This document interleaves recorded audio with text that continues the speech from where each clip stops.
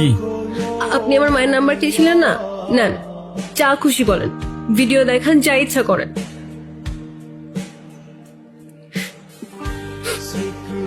হ্যাঁ রে বল। Hello aunty, আসসালামু আলাইকুম। ওয়ালাইকুম সালাম। আপনি কে? এটা তো আয়শার নাম্বার, ওর কিছু হয়নি তো? আরে না না আন্টি, ওর কিচ্ছু হয় নাই। আন্টি, আয়শার ব্যাপারে আপনাকে কিছু কথা বলার জন্য কল দিলাম। হ্যাঁ বলো। আন্টি, আপনার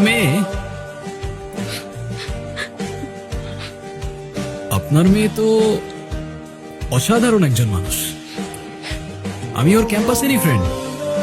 ক্যাম্পাসের সব টিচাররাই ওকে অনেক ভালোবাসে। ক্যাম্পাসে ওর মতো আরেকটা মেয়েও নেই।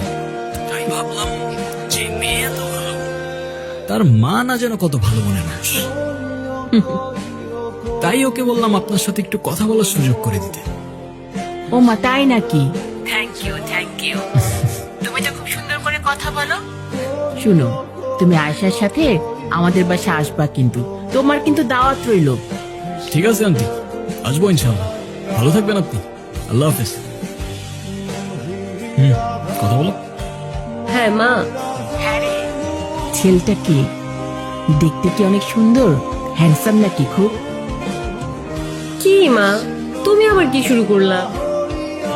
আরে বল না। দূর মা, আমি এত কিছু বলতে পারবো না। আমার বাসায় আসতে সন্ধ্যা হবে, বাই।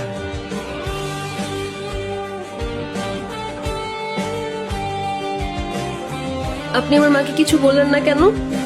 সে তো আমি এমনিও বলতাম না। তুমি তো লিটারালি কান্না করছিলে। আমি তো নিজেও বুঝতে পারিনি তুমি এতটা ভয় পেয়ে যাবে।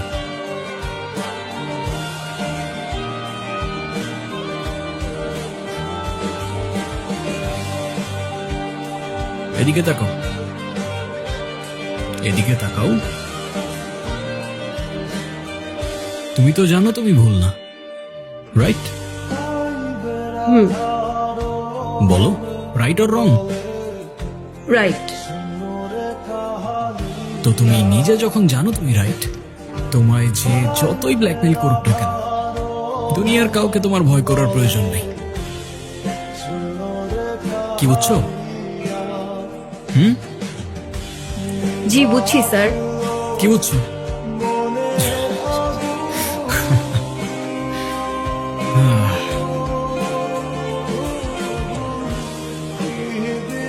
আবারও রাজধানীতে পাওয়া গেল সেই জেল পলাতক দলের আরেক আসামির লাশ।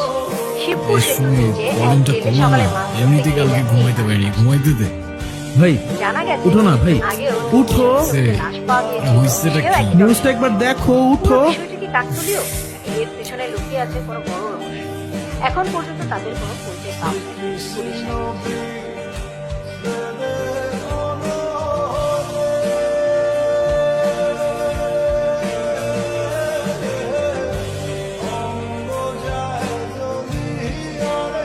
ও, আপনারা চলে এসছেন? অনেক ঝামেলার মধ্যে আছি, আপনাদের জন্য অপেক্ষায় ছিলাম। স্যার কি খুব চাপে আছেন নাকি? না না না, কোনো চাপে নেই। আপনারা এসছেন, চাপ কোথায়? কি হয়েছে স্যার? আমার বিয়ে খাবেন? না স্যার, কিন্তু কিন্তু বিরিয়ানি থাকলে। ওই মিয়া, কয়দিন আগে যে নিউজ করে নিয়ে গেলেন, কই কোথাও তো দেখলাম না। আমরা শুধু বিরিয়ানিতে মশলা খাই স্যার, ভিউজের জন্য সেটা নিউজে দিই না। তাই যারা সত্য দেখতে চায় না কিংবা জানতে চায় না, তাদের পর্যন্ত আমাদের নিউজটা ঠিক পৌঁছায় না স্যার। মানে কি?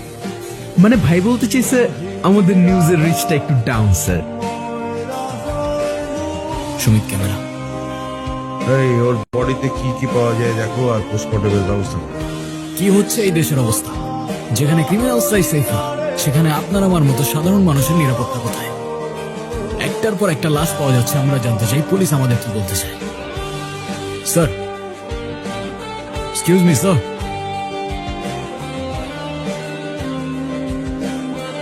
স্যার, একটার পর একটা মার্ডার হয়ে যাচ্ছে, আপনাদের ইনভেস্টিগেশনের ডিটেলস আমাদের জনতা জানতে চায়।